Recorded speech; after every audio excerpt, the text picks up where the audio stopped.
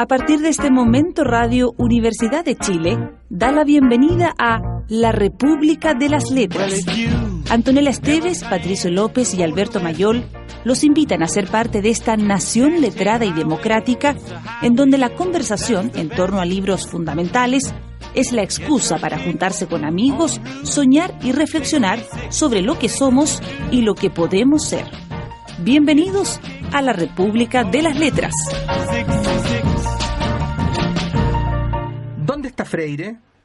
¿Dónde están los grandes y pequeños hechos que no se cuentan, los que son ignorados, los que pueden dar otros significados o enriquecer nuestro relato? ¿Quién enseña la guerra fratricida, el Vietnam criollo que sembró de cadáveres el sur de Chile después de la independencia? ¿Dónde están los puertos en donde recalaban los submarinos nazis en el sur durante la Segunda Guerra Mundial, apoyados por residentes y protegidos hasta por el propio gobierno? ¿Quién cuenta que en la Patagonia les pegaban a cazadores por cada cabeza de Selknam entregada a los estancieros?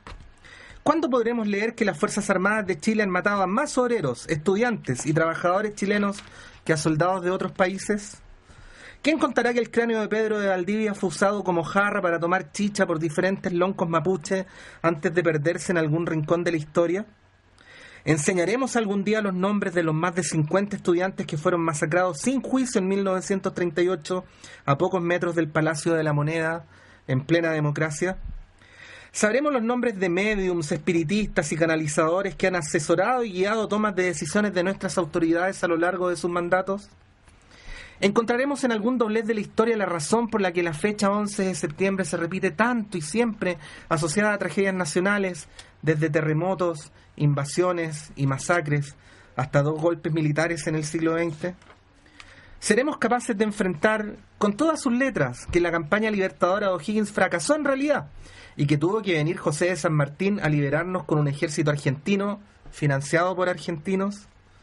¿Que Bernardo O'Higgins hizo tambalear el triunfo en la primera batalla nada más entrando a Chile con sus maniobras equívocas y falta de disciplina militar? ¿Que puso en riesgo a Santiago luego del desastre de Cancha Rayada y que no ganó ninguna batalla que él dirigiera? En fin, y así sucesivamente. Son tantas las preguntas como estas que acabo de leer, que forman parte de este libro llamado, este desconocido libro llamado Historia Secreta de Chile, de Jorge Baradit, de presencia permanente en esos manteles a la salida de las estaciones del metro o a la entrada, uno de los libros más pirateados del universo y sus alrededores, que nos convoca en esta noche 31 de diciembre de 2016 con equipo ultra completo. Buenas noches, Antonella. Buenas noches. Buenas noches, Alberto. Buenas noches. Buenas noches, Omar. Buenas noches. Buenas noches, José. Buenas noches, José. Buenas noches, Pato. Buenas noches, buenas noches. Oye, Y nos vamos. Ha sido un gusto. Nos vamos a Gracias. abrazar. Vamos a comer. ¿Qué estamos haciendo acá? Eso es lo primero. Mira, estamos acá en un gesto de cariño profundo entre nosotros y a la República, y además acompañando a la gente, porque está todo el mundo pensando que la gente Estamos está resistiendo contra el orden social, compañero. Yo tengo una resistencia Contra a los la valores de- euforia carnavalera y de carretera del 31, porque es como, ¿y si uno lo quiere pasar en la casa? Y la pregunta clave es, ¿por qué celebramos al galeón español Cierto, Porque esta noche? sí. El Porque galeón español se fue. Llegó. Dejando Porque su dejó su estela estela en el mar. po. Ah, Por sí. eso, ¿viste? Sí, al aire su bandera, su estampa señera. Un año más. Y así. Y así largamente. Bueno. Todo eso más rato. Ahora, Baradit. Vamos con Baradit. Historia Secreta de Chile. Título que ya puede suponer ciertos equívocos porque esta no es en estricto rigor un trabajo historiográfico. Hay que recordar que a propósito de esto mismo ha habido algunas trifulcas mediáticas, ¿no?, entre historiadores que no se han bancado que a este libro le vaya tan bien. Y el autor, porque en estricto rigor de lo que se trata es de un conjunto de crónicas, es un libro bastante rápido de leer, Muy entretenido. muy entretenido, muy bien escrito además, yo diría que tiene una pluma bien notable, y que no tiene entre sus crónicas hilos conductores entre sí. O sea, el único hilo conductor es la historia de Chile y mostrar ciertos hechos o desconocidos o fuera de lo común, o algunos personajes que están en el ocultamiento, ¿no?, del conocimiento histórico. Y claro, hay algunas cosas que uno puede encontrar así como que se repiten, ¿no?, como cuestionamientos a las versiones oficiales sobre determinadas historias, el lado B del Ejército de Chile, pero no es ficción. Pero sobre eso que dices tú, Patricio, en ¿Qué dije? una nota al segundo tomo, al final, ¿Ya? dice sobre esto que decías tú, sobre las discusiones sobre lo histórico de este libro, o el género. Este es primero que todo el libro de un escritor que va descubriendo y sorprendiéndose con los hechos de su país. Y es desde esa posición que te propongo profundizar y leer a historiadores chilenos. A Jocelyn Holt, a Gabriel Salazar, Jorge Pinto, Javier Infante, Felipe Portales o a Julio Pinto, entre otros.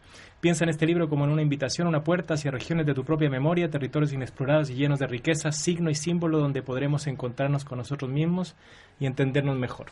O sea, ¿Ese es un gesto o de nobleza o de...? Yo creo que es un gesto de leru. Porque algunos de ellos, eso te iba a decir, porque ahí entre esa lista hay algunos de los que le han dado bastante duro a Baradit. Sí, a ver, a mí me pasó lo siguiente, que yo, sin haber leído el libro, estaba más bien en la postura de estar de acuerdo con Baradit, de que se le había tomado demasiada importancia al asunto, de que se había planteado... Yo lo que le había escuchado a él era un poco lo que dice ahí, que es un esfuerzo escritural tratando de ir a revisar la historia y contar algunas microhistorias al respecto. Yo le escuché alguna entrevista donde le explicó, por ejemplo, que él lo pensó en términos muy del lector, o sea, efectivamente él tuvo una estrategia de lectoría fuerte donde que a mí me parece un poco también una claudicación del escritor, pero al mismo tiempo es interesante que haga el esfuerzo. Me refiero a que él decía, por ejemplo, cada capítulo estaba calculado para que durase la ida y vuelta en metro, ¿ya?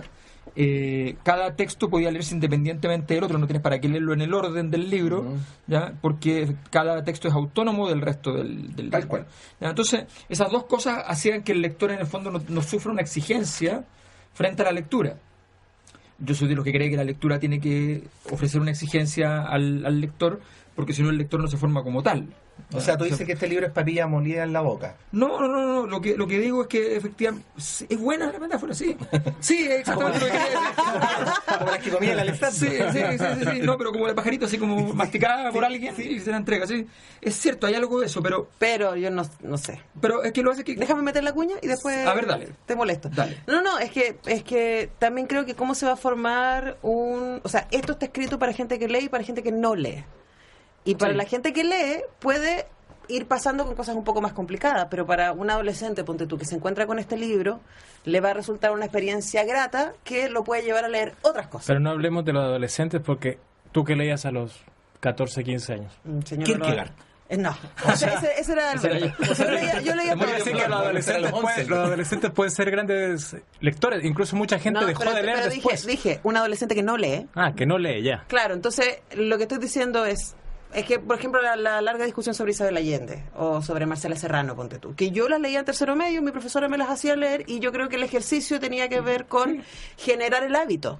Entonces, ¿puede la lectura ser exigente una vez que ustedes ya dicen que esto es como un silabario hispanoamericano. Yo creo que es una bonita introducción. No, sí, a ver, yo no lo discuto. Lo que sí ahí entro en la discusión que planteó, o sea, eso lo puedo discutir después, pero a mí el punto de fondo ahí es que el planteamiento que hace Patricio respecto a la discusión con los historiadores, yo estaba bien con Baradit hasta que me puse a leer la introducción, sobre todo lo que leyó Patricio. Sí. Porque la introducción original sí establece la tesis de que es una historia alternativa. Sí. Y sí establece preguntas grandilocuentes que no tienen respuesta en el libro, como el rol de los ingleses en la independencia de Chile. ¿Ya? O sea, tú dices que si esto fuera una tesis sería reprobada porque no responde a la pregunta de investigación, evidentemente. Pero no sé si no insisto, no es que estoy defendiendo, pero no sé. A mí me da la impresión de que esas son preguntas más bien para instalar el problema. Está bien, pero... O sea, no es la pregunta de investigación. Pero tú esperas la estatura. La mitad de las preguntas no me aburrí de seguir leyendo. Pero mira, no. Porque básicamente lo que está haciendo el ejercicio es decir, la historia no necesariamente es como la aprendimos en la totalmente de acuerdo, Sí. pero una cosa es que tú transites desde esas preguntas.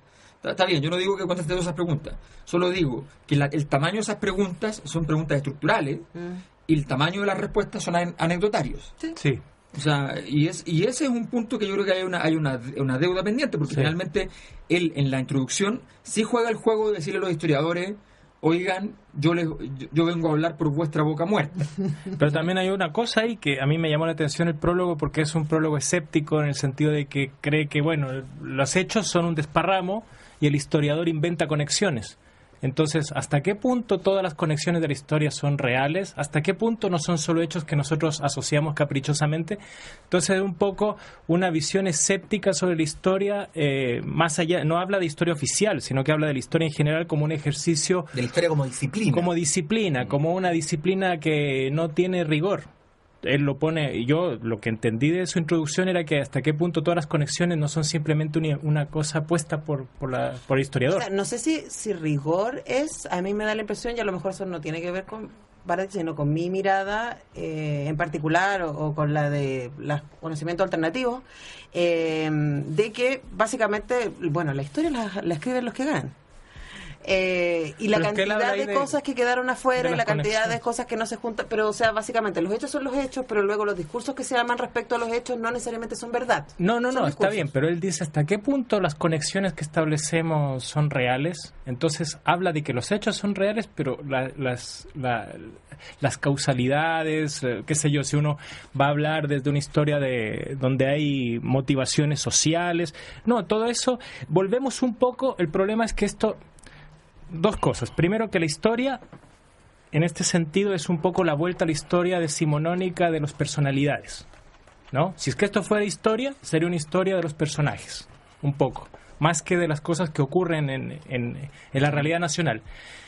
Y segundo, no es una desconfío un poco de una explicación más allá de lo que hace cada sujeto individuo, y hay motivaciones profundas que el historiador se encarga de mostrar, procesos históricos que duran décadas, y él dice, bueno, ¿hasta qué punto eso no son simplemente cosas puestas por el historiador? Es lo que entendí en la introducción. Bueno, dice. Y por otra parte está el asunto de que esto de secreta a mí me pareció un poco no tan real, porque no es secreto lo del cadáver de Manuel Rodríguez, no es secreto lo de los caídos en la Concepción, no es secreto lo de el imperio en el sur de Chile. O sea, en cierta forma yo creo que hay algunos capítulos que pueden ser más desconocidos, pero en cierta forma, si son secretos, mi padre me hablaba de varias de las cosas que están ahí. Entonces, si nos puede parecer secreto, es porque tal vez ahora se habla menos de historia que antes, no sé, pero no es realmente un ejercicio de descubrir cosas que no conociéramos. Ahora, es de difundir. Sí. Yo dejo instalada una pregunta para el segundo bloque. Si el problema aquí radica en las crónicas en sí mismas, o en la relación entre las crónicas y la promesa. Dígase el título, dígase la introducción, en fin, ¿no? Buena pregunta. Ya. Buena pregunta. ¿Qué parte, Antonella? Bueno, una manera de leer la historia. Estoy pegada con esa idea de que finalmente los hechos son los que son y uno se arma discursos para leerlos. Vamos a escuchar a Teleradio Donoso con Eras mi persona favorita.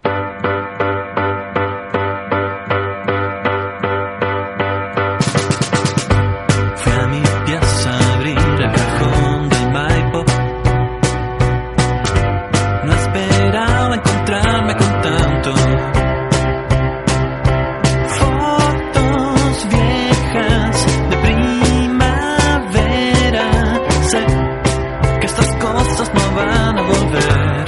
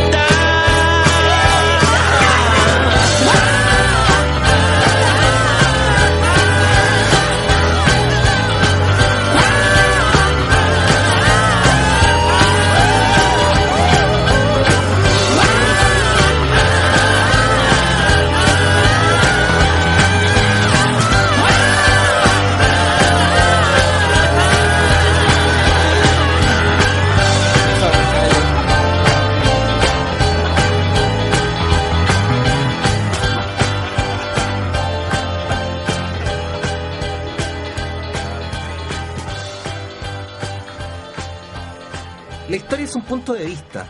Los hechos de una comunidad, un país en este caso, son fenómenos aislados donde creemos leer una intención. Se entrelazan caóticamente, unidos a veces por circunstancias sociales poderosas en la tormenta del devenir humano. En medio de ese bosque de fenómenos desconectados aparece la necesidad humana de coherencia, de sentido. Ahí surgen los lectores de signos, los ancianos de la tribu intentando tejer los hechos para construir tapices donde el pueblo pueda verse reflejado. Un ejercicio donde se eligen ciertos aspectos y se desechan otros, intentando limpiar y pulir el arquetipo, la metáfora, el relato. La artesanía que elija y esculpe el mito hasta convertirlo en un espejo donde podamos reconocernos. Pero cuidado, porque también está la intención, el complot y la farsa. Soy escritor. Tiendo a leer la realidad en formato de novela, cuento o fábula. Conozco la mecánica tras la armazón de un cuento, la labor de tomar eventos y organizar un cuerpo narrativo interesante, y reconozco en la historia esas dinámicas. La historia también trata de darle un propósito a la retahíla de hechos muchas veces no relacionados que nos ocurren como país. La veo construyendo una fábula a través del uso de una serie de accidentes, escaramuzas y situaciones en las que nos vemos metidos. Prólogo de la historia secreta de Chile, de Jorge Baradit, en esta noche, cuando los fuegos artificiales ya empiezan a sonar. Sí. Están probándolos. Cuando el espumante empieza a chorrear de las botellas en esta república de las letras. Compañeros, ¿se acuerdan de la pregunta que habíamos? Sí. ¿Podrías anunciarla nuevamente solo para refrescar nuestra memoria? Y la de los auditores, por supuesto, no solo tenemos claro. Lo que pasa es que hemos leído varios libros de relatos cortos que no tienen vinculación entre sí, salvo a través de una unidad temática, y nunca habíamos tenido el problema que nos estamos planteando ahora, ¿no? Estoy pensando en Mujeres de Andrea Camilleri, en El fútbol a sol y sombra de Eduardo Galeano y tantos otros. Nos habíamos aproblemado tanto. Entonces, claro, la pregunta es si nuestro problema es con las crónicas, con cómo están escritas, con cómo son planteadas, con el trabajo de investigación, o más bien con la relación entre esas crónicas y lo que aparece en la portada y en el prólogo, ¿no? El título del libro, repito, se llama Historia Secreta de Chile. A ver, yo creo que hay dos problemas. Un tema es la promesa. Efectivamente hay una promesa que no está, que no se satisface y que de alguna manera es una promesa de carácter más bien publicitario. Y el problema es que la promesa que está construida publicitariamente, lo que no es un problema en sí mismo, trata de alguna manera de decir, de modo explícito o implícito, que la historia está mal contada, por lo que concuerdo además, que la historia está mal contada y que efectivamente aquí se va a develar parte de esa historia, ¿ya? Entonces ese es un primer elemento. Luego vienen las crónicas en sí mismo. Yo creo que el equilibrio entre las crónicas sí es un punto importante. O sea, las crónicas, como si uno toma varias de estas crónicas y las deja y le agrega 2 o 3 crónicas que se hagan cargo de cosas más potentes, más poderosas en la historia de Chile, más estructurales, ¿no?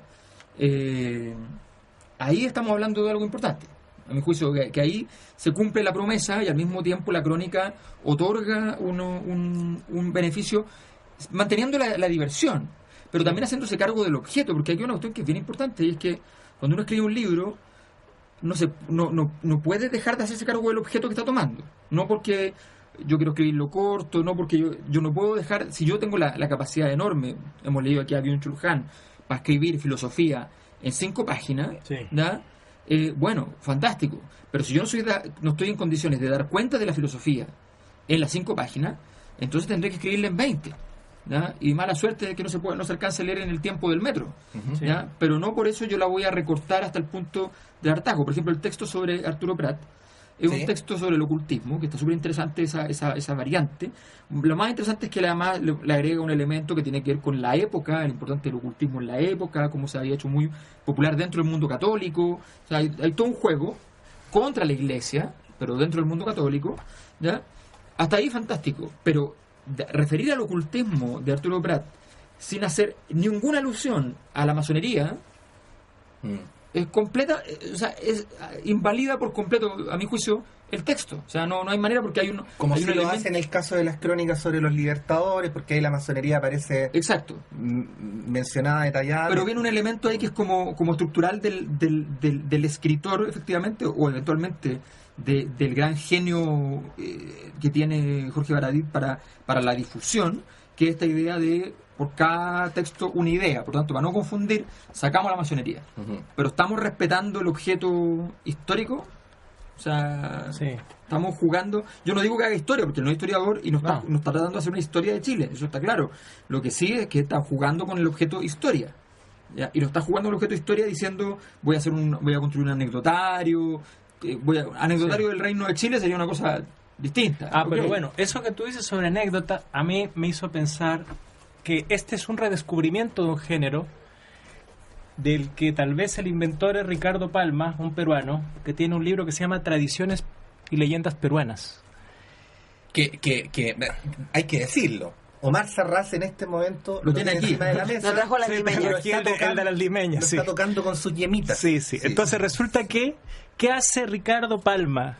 Y que me parece también un mérito de Baradit, hacer entretenida la historia, todo, porque ¿qué hace él? Preso en Brasil. Ricardo- Ricardo, no, ese otro. No. Ricardo Palma Salamanca. No, Ricardo Palma De la justicia lo chilena. que hizo fue tomar la historia de la colonia, que es muy poco conocida por nosotros, como que todo es o la conquista o la independencia para adelante, la historia de colonia y también episodios de la independencia americana, y hacer lo que él llamó tradiciones, ¿no? Donde pasan, hay historias con personajes como virreyes o como soldados de la independencia o cualquier persona común que se enamora de alguien y hay adulterio o lo que sea en la colonia. Entonces él hace mucha historia sobre la iglesia, sobre los curas, las monjas, sobre el pueblo, y son muy entretenidas y pone a personajes importantes. Entonces yo en ese sentido creo que Baradit de alguna manera redescubre las tradiciones de las que habló, de las que escribió Ricardo Palma, y que luego tuvo muchos imitadores en América. Y Jorge Baradit hace que las cosas sean amenas, aunque yo puedo decir también que noto un desnivel en el libro, porque al parecer mientras más se aleja, cuando por ejemplo escribe sobre el Cristo de Mayo, creo que la dificultad de tener conocimiento sobre el terremoto de 1647 le hace caer en mucha hipérbole y mucho epíteto y adjetivo, como para impresionar más que por lo que cuenta, por lo que él está diciendo. Miren qué terrible todo lo que pasaba, ¿no?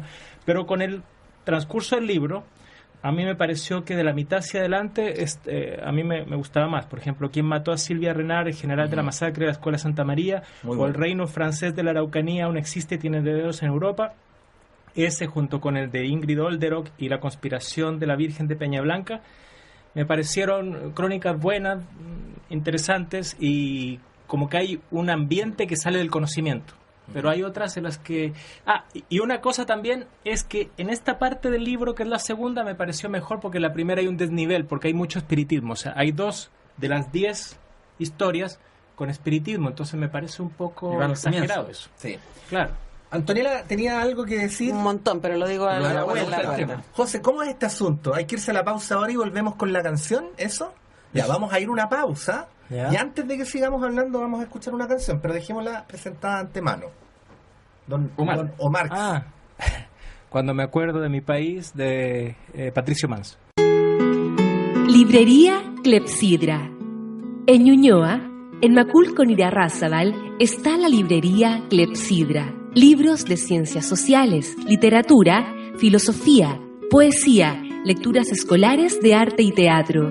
Avenida José Pedro Alessandri 94, teléfono 225-5706. Consulte nuestros títulos y autores en www.clepsidra.cl.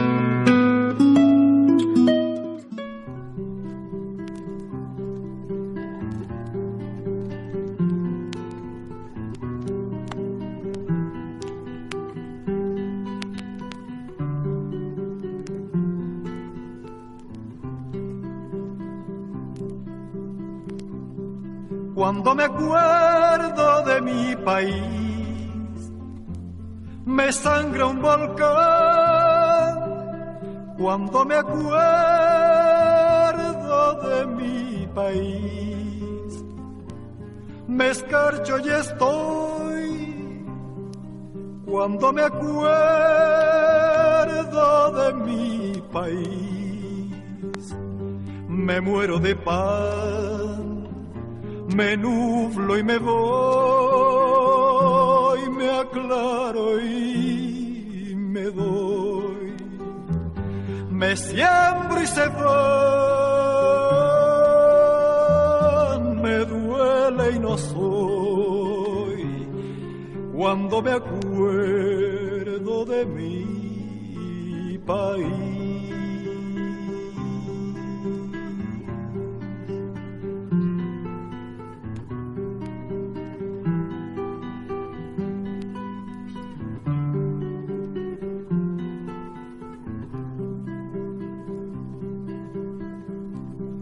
Cuando me acuerdo de mi país, naufrago total. Cuando me acuerdo de mi país, me nieva en la sien. Cuando me acuerdo de mi país, me escribo de sal, me atraso de bien, me angustio de tren, me agrieto de mal, me enfermo de andén, cuando me acuerdo de mi país.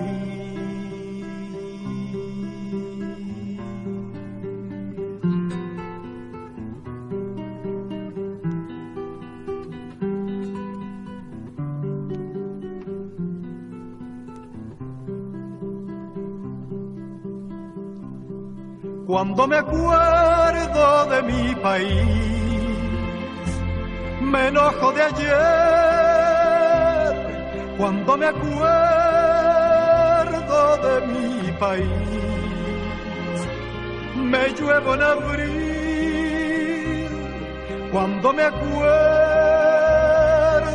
de mi país, me calzo el deber, me ofusco gentil,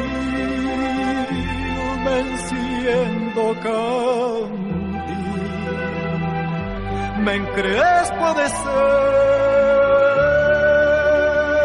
ser, despierto fusil,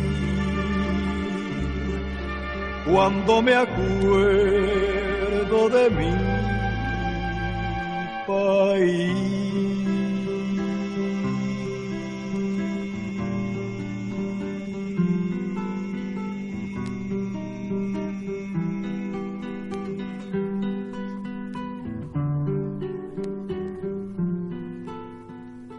La batalla comenzó de inmediato y de forma cruenta. No hubo transición ni preparación alguna.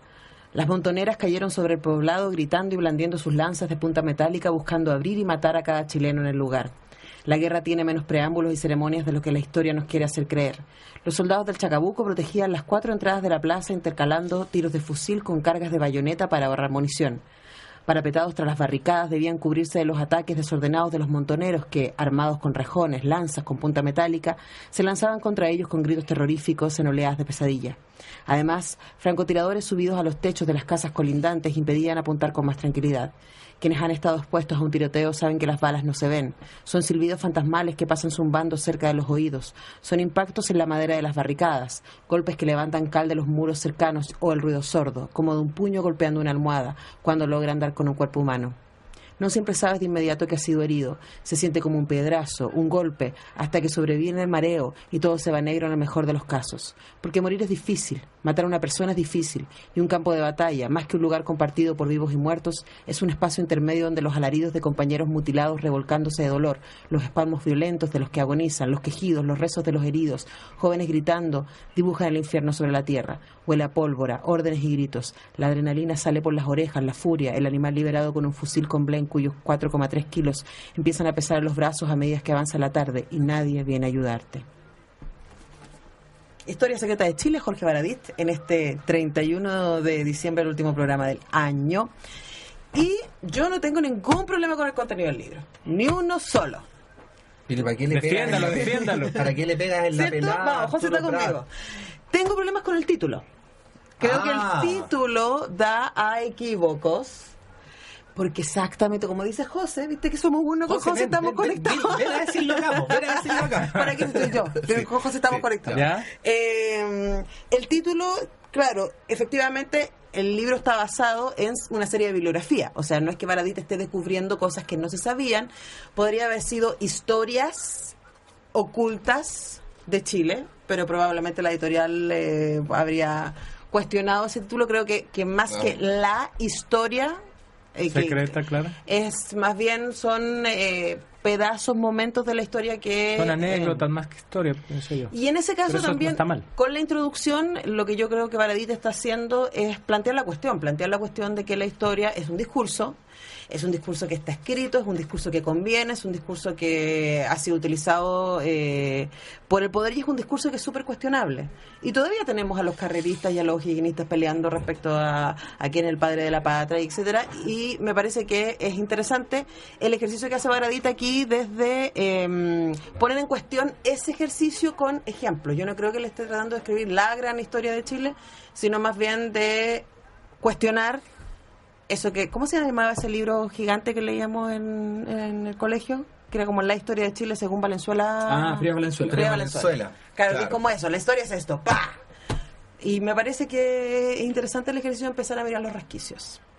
Sí, la historia de Chile devenida en verdad oficial, ¿no? Porque ese es el problema también, que hay algunos historiadores que han sido canonizados y uno no, al final, desde el lugar donde uno está, ¿no? Que no es en el lugar del conocimiento historiográfico fino, pero uno no sabe si al final esos historiadores fueron canonizados por la disciplina, por el ámbito académico historiográfico, o fueron canonizados por un cierto poder en función de las cosas que decían, ¿no? O sea, piensa que hay tantas cosas que se quedan. Ahora que estoy de cabeza estudiando feminismo, uno empieza a darse cuenta que la historia del arte, la historia de la ciencia, todas las historias han dejado afuera un montón de hechos importantes.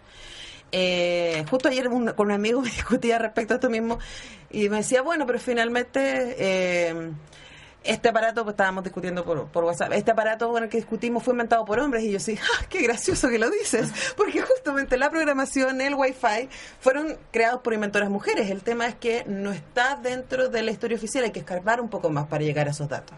Entonces me parece que eso es lo que hace un poco él, es hacer el ejercicio de escarbar un poco más. Pero este es el libro más vendido en la historia de la librería. ¿De la librería Clepsidra? ¿Cuántos años tiene la librería Clepsidra? Va a cumplir 15 ahora. Este es el libro más vendido en la historia de la librería Clepsidra. Entonces, no. ¿Le ganó a Mayol? Cerremos acá la discusión de este libro. Dependen muchas cosas. Sí, muchas cosas. El derrumbe del modelo también es de los más vendidos en el tiempo. Pero este es el más vendido. ¿Cómo se llama? ¿No es un bestseller? ¿Cómo se llaman los que son bestsellers? Longseller. Eso. Ahora, lo que yo quiero decir es que si a la gente le interesa... A ver, ¿por qué es el más vendido?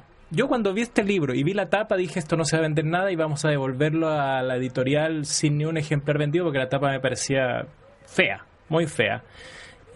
Arturo Prat con el tercer ojo, ¿qué es esto? Luego me puse a pensar y dije, ¿por qué es el libro más vendido? Y claro, cuesta 10,000 pesos, es un buen precio.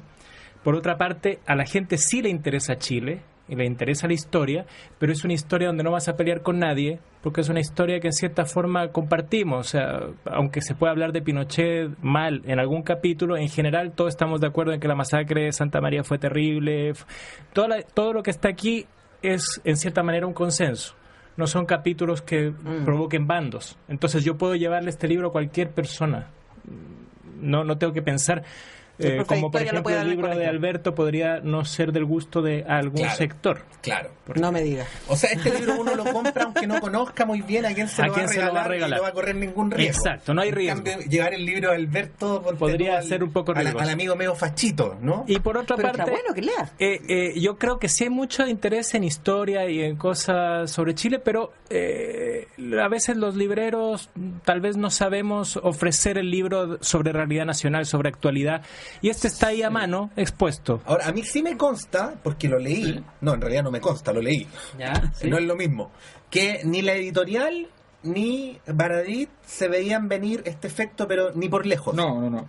O sea, tenían una cierta expectativa de que el libro le podía ir razonablemente Exacto. bien. Como a los otros libros de Baradit, claro, que les ha ido razonablemente bien. Pero esto es algo así en términos de fenómeno Sí, de ventas es- completamente fuera de lo... sí, No, inesperado, fuera- inesperado. Sí. Ahora, yo creo que ahí hay una cuestión que tiene que ver un poco con lo que hemos estado tratando respecto al estilo del libro, porque, a ver, un libro, mi problema no es que el libro tenga una fuerte difusión, y además que, ojo, Jorge Baradit tiene una gran estrategia fuera del libro, además. También, O sea, claro. es realmente impresionante la capacidad que él tiene para hacer cosas muy simples y muy eficaces al mismo tiempo. Y ha hecho mucho la pega de viajar, de ir a todos lados, que hace mucho en los libros. O Es sea, un muy buen tuitero, por ejemplo, redes que es un sociales. ejemplo. es un muy buen tuitero, pero además un muy buen... O sea, el trabajo del libro requiere mucho territorio. Sí. Yo cuando vendí mucho el Derrumbe y no al lucro, que se vendieron juntos, y entre los dos vendieron más o menos 22, 23 mil libros, ¿ya? Esa combinación tenía que ver con el hecho de que yo salía de Santiago 3 veces por semana, ¿ya? Entonces tú haces mucho. El libro es como un candidato, tiene que estar en terreno. Entonces y Baradit lo hace.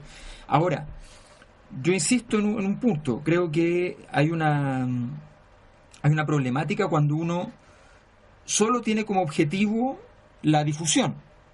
O sea, ahí hay un elemento que es complicado, que a mí me parece que ya traslada el libro hacia otra lógica, hacia otro requerimiento. Ya el objeto puede ser un libro, pero no es el afán literario el que está detrás, sino que simplemente es su capacidad de difusión.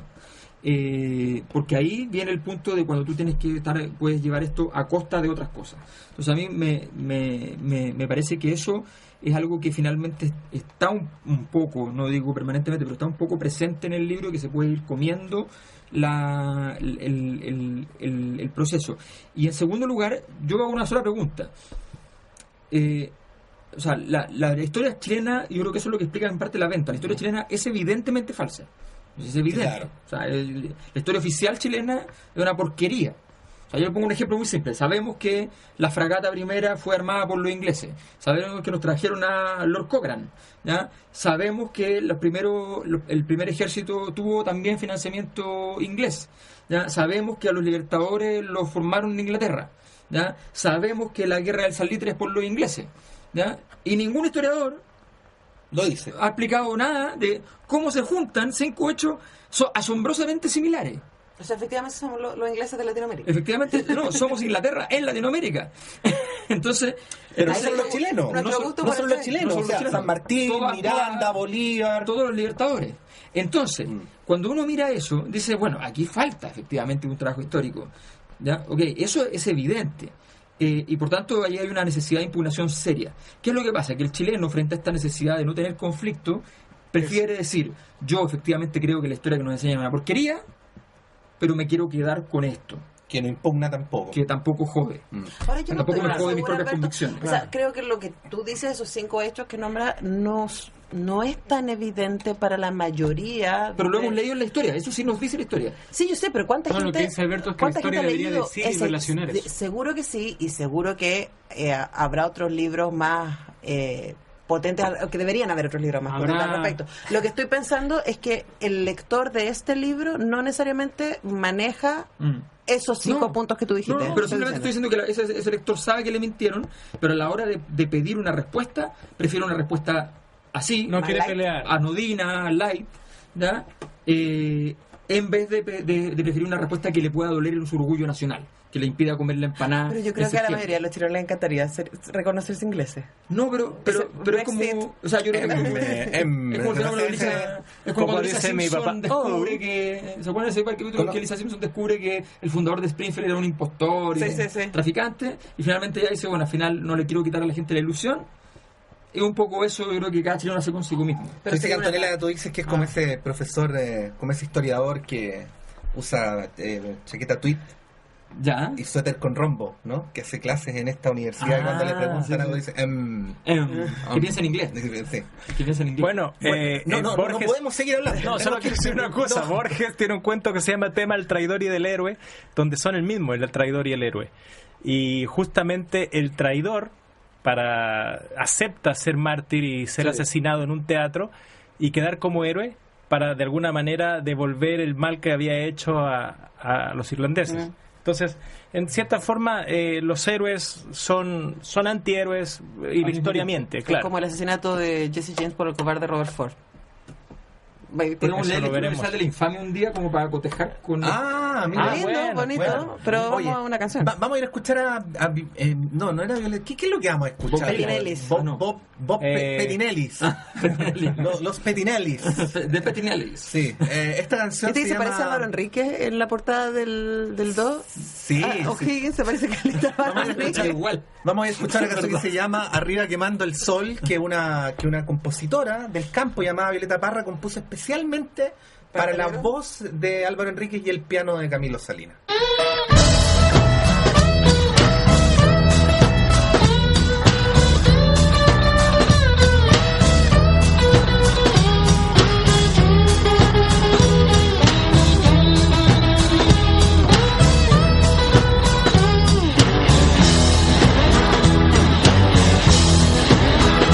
Cuando fui para la Pampa llevaba mi corazón contento como un chirigüe, pero allá se me murió. Primero perdí las plumas y luego perdí la voz. Y arriba quemando el sol.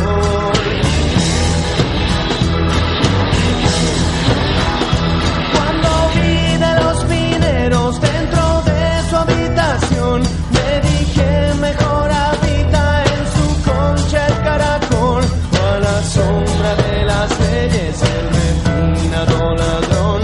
Y arriba quemando el sol. Y arriba quemando el sol.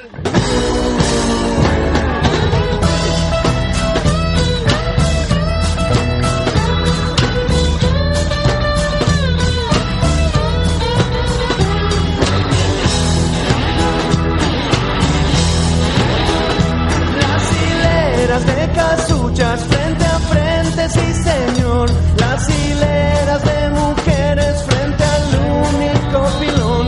Cada una con su balde y con su cara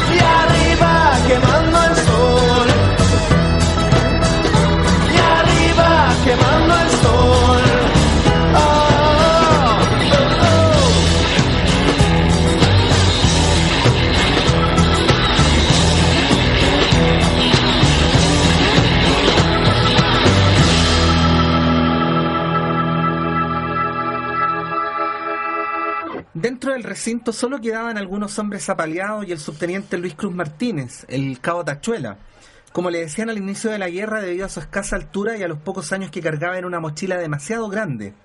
Hijo natural de Martina Martínez y de un latifundista de Molina, Cruz era en realidad su segundo nombre. 15 años tenía el cabo Tachuela y se encontró al mando de una docena de hombres, rodeado por cientos de montoneros armados de cuchillos y lanzas, protegiendo a 2 mujeres y un recién nacido, a miles de kilómetros de su hogar. Siguieron disparando las pocas balas que les quedaban hasta que finalmente ocurrió. Uno de ellos movió la cámara, puso el proyectil y el fusil de 1,3 milímetros de origen belga que usaban los chilenos y disparó la última bala contra el muro humano que esperaba alrededor de la habitación. Luego vino el silencio. A partir de ese punto, la historia se vuelve tan nebulosa como la penumbra y el humo que llenaba la habitación donde jadeaban los sobrevivientes, con los ojos abiertos, los músculos crispados y el corazón golpeando sus últimos latidos en el pecho. Ellos lo sabían, quedaba poco. Los únicos testigos presenciales que dejaron testimonio de lo ocurrido son soldados y oficiales peruanos. Ningún chileno quedó vivo para dar su versión de los hechos. El reporte oficial de nuestro ejército dice que pasada las 10 de la mañana, el subteniente Luis Cruz Martínez pateó la puerta del edificio donde se protegían y cargó bayoneta en ristre con los pocos hombres que quedaban hacia la tropa peruana, buscando el centro de la plaza en un ataque suicida que terminó a los pocos segundos con él y la mayoría de sus acompañantes atravesados por cuchillos, machetes y lanzas en el suelo de tierra frente a la iglesia de la Concepción. El combate había finalizado. Jorge Baradit. Historia secreta de Chile. ¿Te lo encontramos dónde? En Clesidra, por Clesidra. José Pedro Alessandri 94. El mejor lugar posible. Sí, el Es verdad. centro. Para guarecerse el calor también. Sí. Sí, espero que nos acompañen el otro año. ¿Dónde? A la que la librería. Pero por supuesto. Que te vayan a dar los abrazos. A partir del martes, por Sí. favor, Pueden abrazar a- Omar recibe abrazos de nombre de la República de la Durante Letra. todo el año 2017, como dijimos la vez pasada, está vigente la promoción de que usted hace mención a la República de las Letras y obtiene un 85% de descuento Sí. en todas Sí, compras. sí, ¿no? Sí, y una sonrisa. Sí. Acumulable con otras promociones. Oye, no tenemos que ir. Básicamente Sí. no tenemos que despedir. Bueno, ha sido un honor estar otro año con ustedes y con mis compañeros. Pásenlo bien y nos encontramos el próximo año. Sí. Nos escuchamos. Le mandamos Eso. un gran saludo también a la República de Letras de Antofagasta, que nació este año. Eso. Besos para ellos. Besos Un para abrazo para todos. Para todos nuestros amigos en Facebook y al infinito y más allá. Eso. Chao. Que estén muy bien. Chao. ellos. Antonella Esteves, Patricio López y Alberto Mayol y su República de las Letras regresan la próxima semana con un nuevo libro y nuevas conversaciones. Los esperamos. On Route 66.